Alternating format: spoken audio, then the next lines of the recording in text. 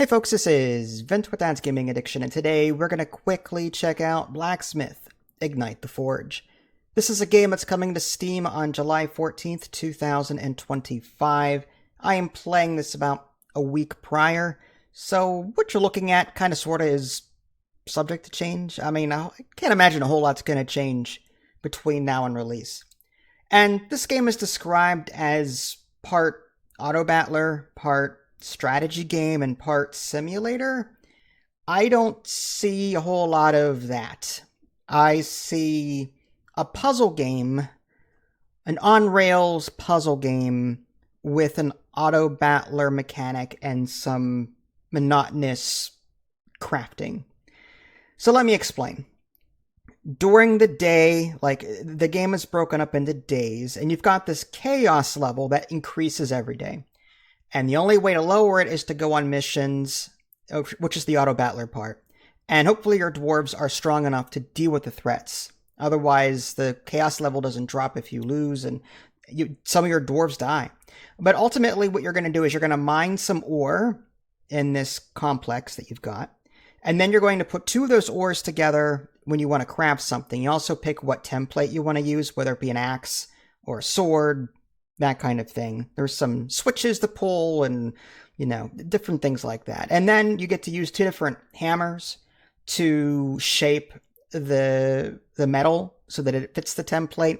Again, this is just more mini game stuff that, if you're into that kind of thing, great. The more you match the template to the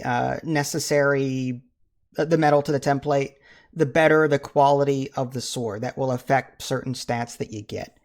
And you can do one of two things with that finished product. You can give it to the dwarves that you're hiring so that they have, weapons during that auto battler part. Or you can go to the merchant and sell it in order to get gold. But keep in mind that you only have so much ore. Like in the beginning, when you're mining ore, I get like 2 or 3 ore and that's it.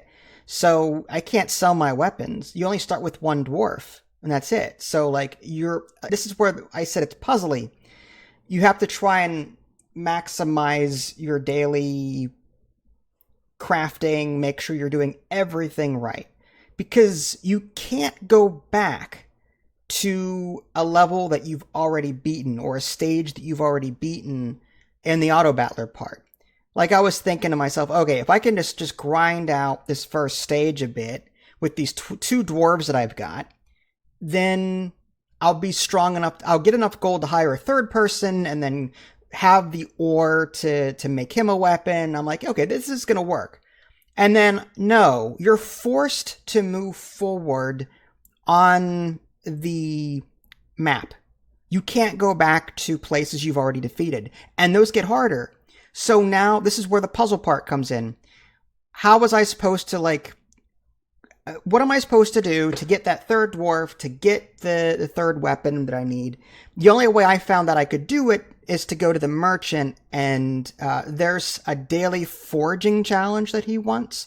If you forge the exact right thing with the right enchantment, you'll get some extra rewards like gold and metal. That was the only way I could afford the third dwarf and the weapon needed to beat the next stage. Now, granted, you could not fight. You could just end the day without doing that, but then your chaos level goes up. So it's just, to me, it's like I didn't feel the freedom here to do what I wanted. There was no difficulty settings or anything like that. I wanted more time to build my business and to feel the simulator shop crafting part of it. Rather, I felt like there's this ticking clock and I've got to craft things just right. I've got to do it in the right order. I've got to think about what's the most efficient thing to do this day or series of things to do this game or this day so that I can beat the next stage. And on top of that, when you're looking at a stage on the map, it doesn't tell you what the difficulty is. It tells you what enemies you're going to face, but it doesn't tell you how hard they are relative to the dwarves team that you have. So I have no way of knowing if I'm sending my dwarves in to just die. I have no way to know that. And everything is auto done for me, the auto battle part of it, so I can't activate special abilities or anything like that. All I can hit is the retreat button. Now, there is a whetstone, but I didn't have any whetstones, so I couldn't improve my weapons. I found myself mining ore, crafting 2 or 3 weapons a day, selling one of them to the merchant, and hoping that I had a team strong enough to fight the next stage. And typically it was nail biting. So I didn't find a whole lot of fun in this. If it were more simulatory and more business shoppy, I would probably enjoy it. But as it is, I found it to be more of a be the most efficient thing that you can be simulator, more of a puzzle game. And I didn't like it.